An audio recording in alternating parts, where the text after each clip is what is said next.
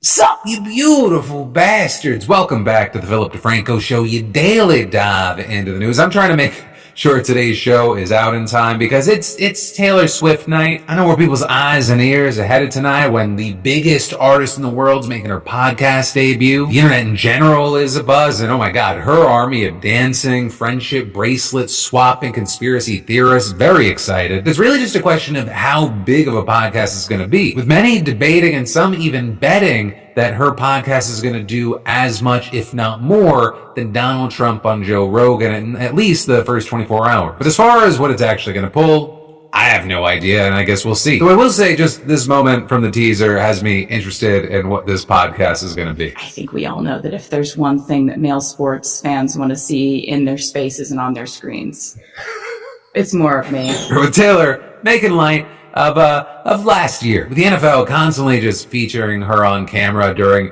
random points in Chiefs games, with it even getting to a point where people were getting angry at her like she was the one making the decision. You know, with all that said, what are your thoughts, reactions, and even predictions? And while you leave or don't leave that comment, I will warn you that the rest of the show is not this light. But with all that said, we have a lot to talk about today, starting with this. Right now, we're seeing Donald Trump using his power to transform American culture in his own image. And there's a few ways that he's done that just this week, starting with the Kennedy Center for the Performing Arts. Because every year, the center honors 5 individuals or groups for their lifelong contributions to the arts. It's a huge multi-day event, tons of people watch it on CBS, and it normally features dozens of fellow artists who commemorate the honorees with speeches and performances. Right, and a committee of previous honorees and prominent members of the arts community traditionally pick the honorees. But this year, the center appears to have broken with that tradition and gone with another process, which is just letting Donald Trump decide. Right, because today you had a reporter asking him how involved he was in selecting the honorees, and he answered, I would say I was about 98% involved. No, they all went through me. I turned down plenty. They were too woke. I had a couple of wokesters. And that, after he said at a Kennedy Center board meeting back in March, we'll go slightly more conservative, if you don't mind, with some of the people in the past. I mean, these are radical left lunatics that have been chosen. I didn't like it. I couldn't watch it, and the host was always terrible. And Trump, notably, did not attend the honors during his first term. In fact, he was the only president in the center's 45-year existence not to go. And that because in 2017, Norman Lear skipped the ceremony that takes place at the White House to protest Trump. Now, this way, you have Trump making sure that the event goes his way, with Trump back in February firing Biden's trustees and replacing them with his own, appointing a new director and making himself chairman. With then all of that bringing us to yesterday, where he posted on Truth Social that he would reveal great nominees for the Trump-Kennedy Kennedy Center Award. And while that may sound like a joke, it also isn't, right? Because last month, the Republican-led House Appropriations Committee actually voted to approve an amendment that calls to rename the Kennedy Center Opera House after Melania Trump. But then the next day, Representative Bob Onder introducing a bill to rename the entire Arts Center the Donald J. Trump Center for Performing Arts. And so today you had Trump holding a press conference where he revealed the honorees, and he tried to play it off like he accepted the burden of hosting very begrudgingly. I've been asked to host. I said, I'm the president of the United States. Are you fools asking me to do that? Sir, you'll get much higher ratings. I said, I don't care. I'm president of the United States. I won't do it. They said, please. And I didn't want to do it, okay? They're going to say he insisted. I did not insist. With Trump then announcing the honorees, starting with country music legend George Strait. You're a good-looking guy. I hope he still looks like that. Michael Crawford is being honored. One of my favorite talents. I think he's one of the greatest talents I've ever actually seen. Sylvester Stallone, 3-time Oscar nominee, Golden Globe Award winner, an action movie icon, and a friend of mine. Gloria Gaynor, I Will Survive is an unbelievable song. And finally, we'll be honoring one of the greatest rock bands of all time, Kiss. It's an honor to present Kiss. Thank you very much. It's a big news for all of them, especially Stallone, who in the past compared Donald Trump to a second George Washington, which on the note of our 47th president, the second George Washington, he even suggested that someday he might honor himself. I wanted one. I was never able to get one. This year, it's true, actually. And I said, the hell with it. I'll become chairman. And I'll give myself an honor. Maybe I'm going to honor, next year we'll honor Trump, okay? Now again, well, he sounds like he's joking. He did actually suggest at the March board meeting that the honor should be expanded to include executives, athletes, and politicians. But for now, Trump's just hosting the December event. And if it's anything like today's reveal, it's going to probably be half fancy gala, half political rally. Because he also just could not resist going off on tangents about Democrats, DC crime, tariffs, and similar topics before catching himself like this. But I shouldn't make this political because they made the Academy Awards political and they went down the tubes. So they'll say, Trump made it political, but I think if we make it our kind of political, we'll go up, okay?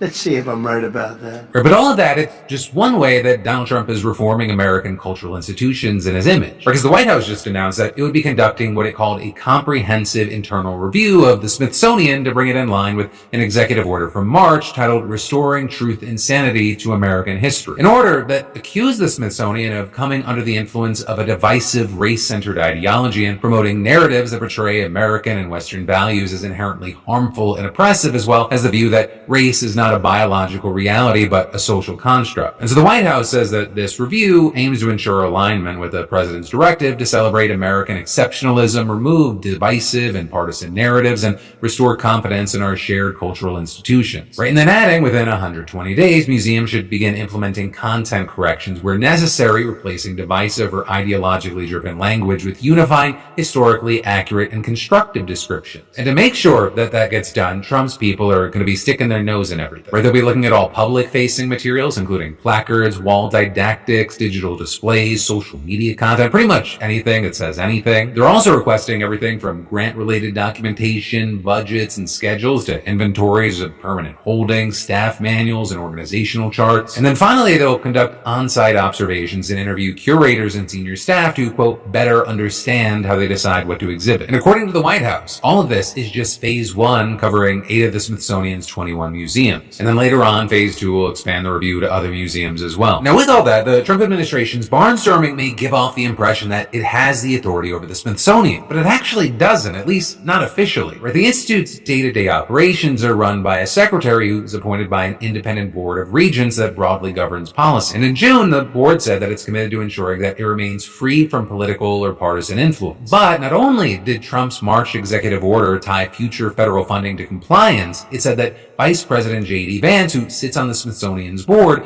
would work with Congress to appoint new board members who were broadly in agreement with the order. Which is then when weird shit started happening. Right? Like in May, Trump announced on Truth Social that he was firing the director of the National Portrait Gallery, saying she is a highly partisan person and a strong supporter of DEI, which is totally inappropriate for her position. But with that, Trump didn't actually have the authority to fire her, though it didn't matter in the end because she ended up resigning. Then in July, the artist Amy Sherald canceled her upcoming exhibition at the same gallery after a dispute over one particular painting of a trans woman with pink hair and a blue gown holding a torch, Statue of Liberty style, with her saying, while no single person is to blame, it's clear that institutional fear shaped by a broader climate of political hostility towards trans lives played a role. And then most recently, we found out that the National Museum of American History removed references to Trump's first term impeachments following a review. And now the latest review also directs the Smithsonian to submit its plans to commemorate the country's 250th anniversary within the next 30 days. With that event scheduled for the next 4th of July, and we're already beginning to see how Trump's making a mark on that, because it's now been confirmed that the White House will host a UFC cage fight to mark the occasion, though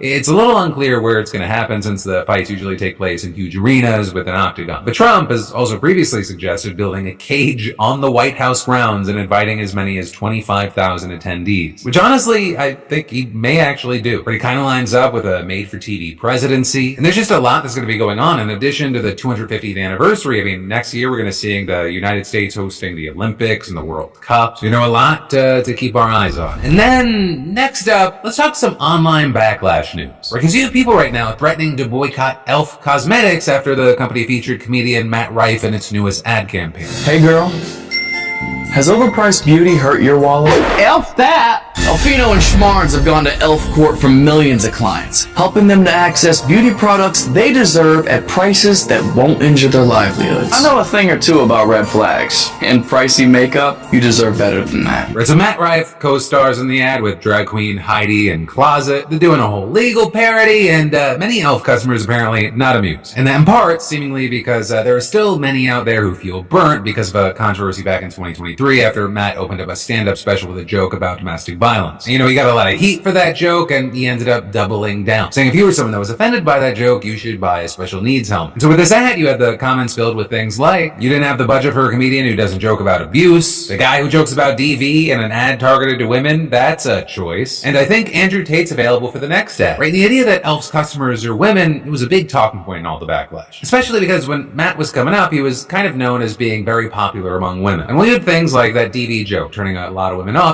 even he himself tried to distance himself from his female fans. With him at one point telling Variety, I don't pander my career to women. I would argue this special is way more for guys. And so now with this new ad, you have people posting videos of them tossing out their Elf products, as well as videos like this one that have over 600,000 likes. For a campaign of this size, it would have had to pass through so many hands. The amount of checks and balances and approvals that would have had to happen for this campaign to go live. Can you honestly sit here and tell me that nobody at the top stood back and said, hey guys, I don't think this is a good idea. I don't think that as a multi-billion-dollar business in the beauty industry with a customer base that is 90% women, we should have the face of our campaign be a man who openly jokes about violence against women. And then in addition to that, you had people calling out the brand for pairing him with Heidi, writing things like, Elf, I'ma hold your hand when I say this. Just because you got a drag queen in the mix does not mean it's a green light for Matt Rife. Somebody said we have to have somebody from the conservative spectrum and somebody from the gay spectrum, so that way we appeal to everyone. But also, something I will say is, depending on where you go on the internet, there's not a universal reaction here. Because while you have tons of people saying they're no longer going to be buying Elf and they're going to be switching to other products, Matt Rife, he's not without supporters. Or you go to some areas of the internet, people are mocking the fact that there's any backlash here, and if you go to the comments on his Instagram post with the ad, there are tons of people praising it. But ultimately, we'll have to wait to see if there's a long-standing impact here, or it's just a blip. And then, I've got more news for you in a second, but do you ever wonder how many subscriptions you're actually paying for? Because if you're like me, it's more than you think. Right? And thanks to today's sponsor, Rocket Money, I found subscriptions I totally forgot about, like the random app I hadn't touched in months. And Rocket Money, it's the personal finance app that helps find and cancel your unwanted subscriptions, monitors your spending, and helps lower your bills so you can grow your savings. I also found I'd been paying for a service I hadn't used in years. Rocket Money, it gives you an all-in-one, easy-to-digest dashboard overview of your financial life, subscriptions, spending habits, bills, and more. And Rocket Money will help you cancel unwanted subscriptions in just a few taps. But it also doesn't stop there. The app also helps you cut back on spending like it did for me with dining expenses I didn't realize were adding up. Plus, it lets you set budgets and tracks your spending automatically. Right? Rocket Money has over 5 million users and has saved a total of $500 million in canceled subscriptions and saves members up to $740 a year when using all of the app's premium features. And you can choose the plan that fits your budget. So cancel your unwanted subscriptions and reach your financial goals faster with Rocket Money. Just go to rocketmoney.com/PDS today. That's rocketmoney.com/PDS, rocketmoney.com/PDS. And then, next up in the news, it's happening. The Texas Senate just approved new congressional maps that give Trump his wish. They carved out 5 more Republican seats in the House. But this is also just the first step, and there are still a bunch of things that need to happen before the new gerrymandered lines can be finalized. Because yesterday, the state Senate passed the measure 19-2 with only Republicans voting in favor. And that after 9 of the 11 Democrats walked out of the chambers in protest, calling the process corrupt and claiming in a statement, this mid-decade redistricting isn't about fair representation, it's about politicians picking their voters instead of voters choosing their leaders. And notably there, while the 2 Democrats who remained in the chamber voted no by not walking out, they still gave their Republican colleagues a quorum, meaning that they had enough members present to hold a vote on the maps. And so with that, you had the 2 Dem state senators issuing a statement defending their choice to stay, saying, we learned that quorum breaks can delay but not defeat this effort. Legislators cannot stay away forever, and the governor will call as many special sessions as needed to prevail. Our greatest hope is at the courthouse, and the sooner we get there, the better. And those remarks are actually super significant because they come as Democrats in the state house have fled the state entirely to deny a quorum in the lower chamber after Governor Greg Abbott called a 30-day special session to redraw the maps. So it was a session that Abbott very much tried to promote as, being about a number of other legislative issues, including relief for the deadly floods that killed 135 people. And with that, yesterday, GOP leaders in the State House and Senate said that if Democrats do not return by Friday and give them a quorum, they would end the special session several days early, paving the way for Abbott to start a whole new one. But then Abbott issuing a statement saying that he would start a second special session immediately after the first one ends, with him claiming that Special Session 2, Election Stealeroo, will have the exact same agenda with the potential to add more items critical to Texans, saying there will be no reprieve for the derelict Democrats who fled the state and abandoned their duty to the people who elected them, saying I will continue to call special session after special session until we get this Texas First agenda passed. And that last part, it echoes comments that he made to Fox News over the weekend. This could literally last years because in Texas, I'm authorized to call a special session every 30 days. It lasts 30 days. And as soon as this one is over, I'm going to call another one, then another one, then another one, then another one. If they show back up in the state of Texas, they will be arrested and taken to the Capitol. Now, if they want to evade that arrest, they're going to have to stay outside of the state of Texas for literally years. So essentially, by restarting a new session, Republicans are effectively pressuring the missing Dems to return in the next few days or decide if they're going to stay out of the state for another 4 weeks. And Republicans making it abundantly clear that if the Democrats do decide to remain out of the state, the cycle will just continue. With that, not only blocking votes on the new maps, but also holding up other important legislative items like flood relief. A fact that Republicans have eagerly weaponized, accusing Dems of withholding aid to victims. There you had Democrats hitting back, saying that it was the Republicans who politicized the aid in the first place by tying it to the redistricting plans and forcing the legislature to vote on the maps before considering the relief package. But all of this is, many see that by remaining out of the state, the Democrats are essentially just postponing the inevitable, which is why we're now seeing reports that the Democrats are now weighing whether to return to the state. And there you actually have ABC News and one of its local affiliates even reporting that the missing members have already decided to return to Texas. This reportedly, according to multiple sources who said that the leaders feel accomplished in their mission of ending the first special session and raising national awareness about the power grab. Or with one source saying that Democrats are tentatively planning to return this weekend, but noting that the plans could change. And you had a spokesperson for the Texas House Democratic Caucus saying that the plans are fluid and many members haven't made a decision on travel yet. But still then implying that things could be up in the air, saying members are still assessing their strategies going forward and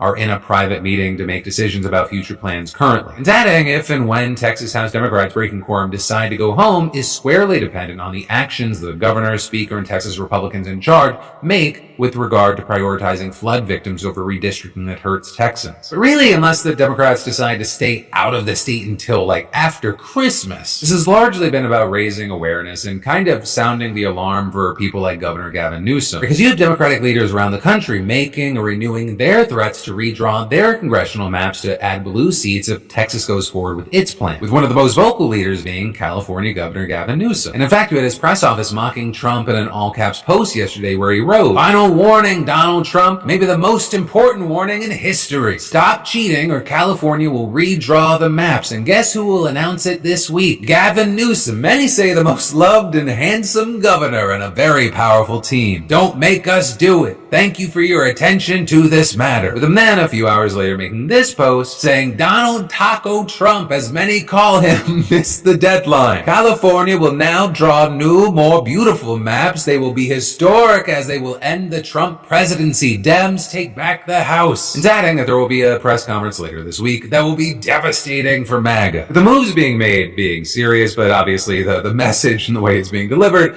being kind of a mockery of Trump who posts like that. And with that, I'll say, as of recording, Newsom has not provided any specific details, but for a few weeks now, the governor has been pushing California state lawmakers to approve a bill that would ultimately allow Democrats to pass a map that benefits them. And specifically there, the legislation sets up a special election on November 4th for voters to consider a ballot measure that would let Dems bypass the state's independent redistricting commission and enact their own maps ahead of the midterms. So also very notably, Newsom called on state lawmakers to set up a trigger mechanism, right, which would make it so that the new maps only take effect if Texas or other GOP-controlled Republican-controlled states move forward with their power grabs. And you had him writing a letter to Trump on Monday saying he would only move forward with a redistricting effort if Trump refused to back down. Writing, if the other states call off their redistricting efforts, we will happily do the same, and American democracy will be better for it. And generally speaking, it does appear like many Democrats and people critical of Trump have been supportive of this move. Or many noting that in an ideal world, an ideal country, you're not doing this. That in an ideal world, you pass a federal law about having independent commissions that make it so that,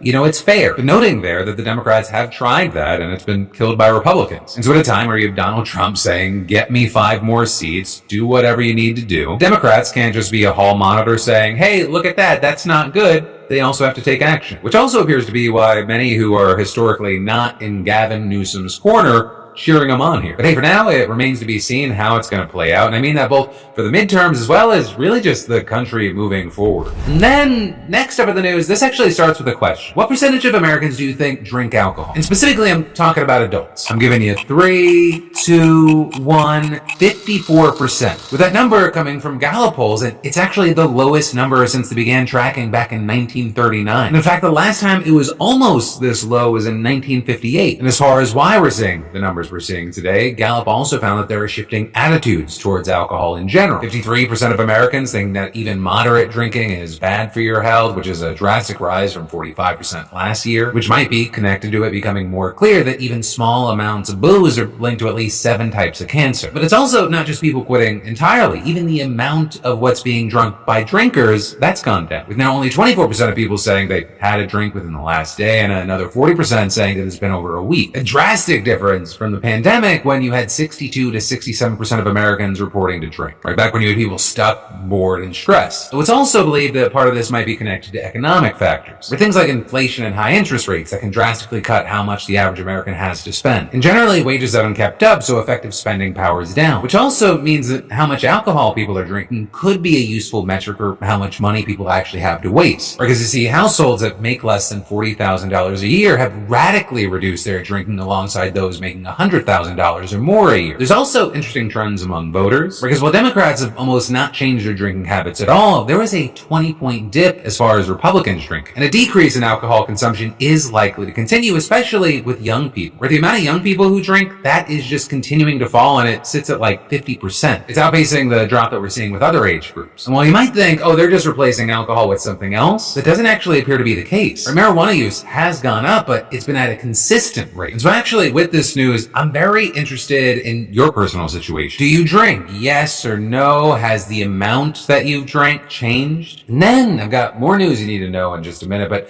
fun fact, my brain, it shuts down when a restaurant menu is more than 12 items. And so when today's sponsor, ZipRecruiter, said that they'd help cut through the hiring overload, I was like, yes, please. Because hiring shouldn't feel like you're drowning in resumes from people who clearly didn't read the job description. And ZipRecruiter's innovative resume database, it flips the script. You don't wait for applicants. You go find the good ones yourself instantly. And you can try for free right now at ZipRecruiter.com/DeFranco. And using their advanced filtering, you can filter by skills, experience, location, whatever you need, and boom, you're staring at a short list instead of a stress pile. I'm sick of reading cover letters fast. And when someone stands out, you don't have to wait. Unlock their contact information and connect instantly. And the instantly is my favorite thing. It's proactive hiring, not passive chaos. Plus, 320,000 new resumes are added every month, so you're not fishing in a dead pond. I mean, I imagine that's a huge reason why they're rated the #1 hiring site based on G2. In fact, 4 out of 5 employers who post on ZipRecruiter get a quality candidate within the first day. So skip the candidate overload and instead streamline your hiring with ZipRecruiter. Just go to this exclusive link, ZipRecruiter.com/DeFranco right now to try it for free. Again, that's ZipRecruiter.com/DeFranco. ZipRecruiter. It's the smartest way to hire. And then, next up in the news, there were no credible reports of significant human rights abuses in El Salvador last year, according to the U.S. government. But notably, pretty much every reputable human rights organization on the planet would disagree. Right, and what you're seeing is that the State Department just released its annual report on human rights around the world, and it's also been scaled back significantly under Trump, with one of the main things that you'd notice being that there were softer words for the countries that he likes and the harshest criticism for those that pissed him off. But the big important things that we need to do here is, 1, talk about what the deal is with these reports anyways, 2, what changes the White House made this year, and 3, what those changes actually look like with some examples. And so starting with 1, what you should know is that the U.S. has compiled these reports on every country in the world since the 1970s. And this is, if we're being honest, the United States doesn't have a stellar human rights record itself, right? And also, the U.S. doesn't always act on it, even when it does call out another country for violations. These reports, historically, have the reputation for being reliable and comprehensive. They're relied on by journalists, activists, diplomats, and lawyers all around the world. Congress uses them to shape decisions on foreign aid and weapons sales. Typically, you have the Secretary of State presenting these reports in a public briefing and to Congress. But this year, Marco Rubio decided against scheduling a dedicated event, which is something that's made even more notable when you consider how vocal of a supporter he used to be of this whole process. In 2013, you had him issuing a statement saying, "The State Department's annual human rights report sheds a light on foreign governments' failure to respect their citizens' fundamental rights," and arguing, "The world has been a better place because America has strived to defend these fundamental human rights both at home and abroad." And in fact, in 2016, Rubio actually criticized Trump's then Secretary of State Rex Tillerson for not presenting that year's report to Congress in person. So with all that, then you fast forward to today, and you have the likes of Senator Chris Van Hollen, who voted to confirm Rubio as secretary, saying he regrets that decision, saying when he was a member of the Senate, he used to stand up and support an American foreign policy based on promoting democracy and human rights. But ever since he was confirmed, he seems to have forgotten all that. With many noting that this version of Rubio today is more like an errand boy for Trump, saying he's been tearing apart the office overseeing human rights and democracy issues and firing many of the people who work there. And connected to that sentiment, you had Van Hollen saying if the Trump administration is going to be undermining human rights here, they don't want to have to report on what's happening in other countries. But then, I think it's important we move on to the specifics of what's different with this year's report, because a lot of it actually goes back to an earlier internal State Department memo. A memo that instructed employees to remove whole categories of violations not, quote, explicitly required by statute. And the result of that was that basic rights widely seen as fundamental under international law, including the right to a fair public trial, they've been dropped. So that's also just the tip of the iceberg, right? According to the memo, employees were directed to remove discussion of diversity, equity and inclusion, sexual violence against children, and interference with privacy. And it didn't stop there. They were also told to get rid of references to restrictions on political participation and government corruption, violence against minorities and LGBTQ people, and harassment of human rights organizations. And if you're really interested, NPR made a detailed look at every section and subsection that's been cut from the outline. Though also, notably, the cuts go beyond just crossing out entire categories. Right? That memo reportedly directed employees to reduce the number of examples of each violation to just one illustrative incident, no matter how widespread the abuses were. And as far as why that would be an issue, you had the National Director of Government Relations and Advocacy at Amnesty International USA explaining, if you strip it down to one case, it makes it easier for governments, and particularly authoritarian governments, to say that, this is just one case. It minimizes everything. It makes it easier to just cast aside, sweep under the rug. And one of the questions with that is whether that's on purpose. And so then connected to that, this memo ordered that reports on 20 specific countries be flagged for special review by a guy by the name of Samuel Sampson. And Sampson, he's a political appointee in the Office of Democracy and Human Rights office that Rubio overhauled. And his resume includes working at a conservative organization whose mission, according to the CEO, is placing right-wing activists in well-paying jobs where they will have influence. And that partisan background may be key because those countries that were sent to him for review, many of them have some special interest to Trump. Right in El Salvador, that's where hundreds of migrants that were detained in the U.S. are now in prison. We're talking about people who claim to be the victims of physical and psychological torture. But in this year's report, there's almost no mention of prison conditions. And like I said at the beginning, this report said that there were no credible reports of significant human rights abuses in the country at all. Though notably, the Biden administration's report on El Salvador last year, which was about 4 times longer than the Trump administration's, it said differently, right? It said that there were significant human rights issues that included credible reports of unlawful or arbitrary killings,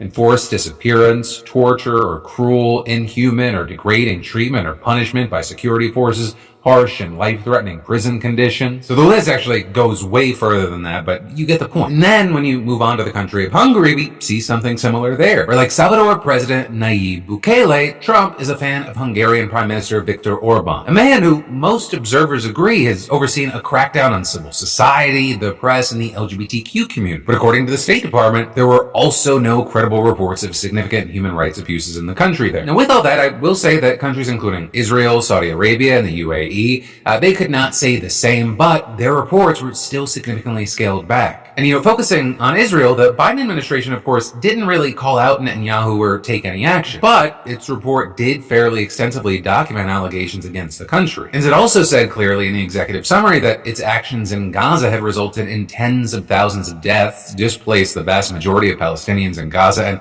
resulted in a severe humanitarian crisis. Right? And then you fast forward to now, and the Trump administration's report is way less detailed. It doesn't even mention the death toll or displacement. It also ignores or downplays many of the serious allegations. And, it makes no mention of the Israeli government's restrictions on humanitarian aid contributing to widespread hunger and starvation. With that said, it's not like these reports didn't criticize anyone. In the UK, as well as France, Germany, and some other European countries, you had the Trump administration concluding that the human rights situation worsened during the year, with their reasoning there generally being rising anti-Semitism and restrictions on freedom of expression. And notably there was a specific emphasis on right-wing or conservative expression. But just to zero in on the UK, you had the report highlighting safe access zones meant to protect people accessing abortion services from harassment, with it saying that these and other restrictions could include prohibitions on efforts to influence others, even through prayer or silent protests. Then, most notably for many, you had the report claiming that government officials repeatedly intervened to chill speech online after the 2024 Southport stabbings, with referring there to efforts to control hate speech and misinformation in connection to that attack that helped spur huge riots across the country. Then the report also claiming there's a two-tier system, with the censorship of ordinary Britons becoming increasingly routine. And there it kind of sounded like right-wing leaders such as Nigel Farage, who have called British Prime Minister Keir Starmer two-tier Keir. But then also, according to the Trump administration in this report, the human rights situation has deteriorated in Brazil last year. And there, as we've talked about, Trump's imposed massive tariffs and sanctioned a Supreme Court justice in response to the government's efforts to tackle online misinformation and its case against ex-President Jair Bolsonaro, who is accused of plotting to assassinate his rivals to stay in power after losing an election in 2022. And so you have this human rights report hitting the same notes, even alluding to the country's short-lived ban on X over Elon Musk's refusal to comply with court orders. And it specifically accuses the government of disproportionately suppressing the speech of supporters of former President Jair Bolsonaro, as well as journalists and elected politicians. But then finally, the State Department finding that the human rights situation had significantly worsened in South Africa, which is another country that Trump has repeatedly criticized since he returned to office, while also making baseless claims tied to the myth of a white genocide. Falsehoods that he also used as the basis for his welcoming dozens of Afrikaner refugees to the United States. And so with that, you have the country's report claiming the government did not take credible steps to investigate, prosecute, and punish officials who committed human rights abuses, including inflammatory racial rhetoric against Afrikaners and other racial minorities, or violence against racial minorities. Which is arguably a very interesting argument to make when violence against minorities has been de-emphasized in most other reports. But then on the other side of this, you had the Trump administration saying, hey, this is just about streamlining, making the reports more readable. And then with that saying, they're just sticking to what the law explicitly requires. But hey, that's where I'm going to leave that one, and you can be the judge. But then, finally today, I want to end on a congratulations and a special clip. Starting with congratulations to Michael L., SeatGeek's latest weekly winner, and he'll be attending the Commanders' opening game against the Giants this fall. And for the rest of y'all, that's right, SeatGeek is still giving away $500 in tickets, and you should definitely enter today if you haven't already. I mean, you could be the next winner and snag $500 towards seeing your favorite artist, sporting event, or play, and there's like over 70,000 events to choose from. All you gotta do is just add code PDS to your SeatGeek app profile for a chance at the weekly $500 prize, no purchase necessary. But then finally, that brings us to the clip, and it really revolves around RFK Jr., the HHS, and Dr. Mike. Because yesterday I talked to Mike for a little under 2 hours for my podcast In Good Faith, and it was really just so enlightening. It's been one of our best received podcasts over on Spotify. Well, there's like 50 important things I could point to in the podcast, especially with how much we're seeing RFK Jr. and his decisions around the HHS popping up in the news. I wanted to share this bit. In what ways are we screwed, do you think? The biggest way, and the way that people probably don't feel yet, is we're screwed on our innovation front, especially healthcare innovation. Because with this administration, they have come in raising all of these flags on issues that are important, that have been discussed, that have not been neglected, but they're complex issues that require time to solve, like the chronic health issues that face America, the obesity epidemic that faces America. But instead of actually solving those problems, they just talk about them and then actually cut all the research funding and the labs that are evaluating the problem and trying to find unique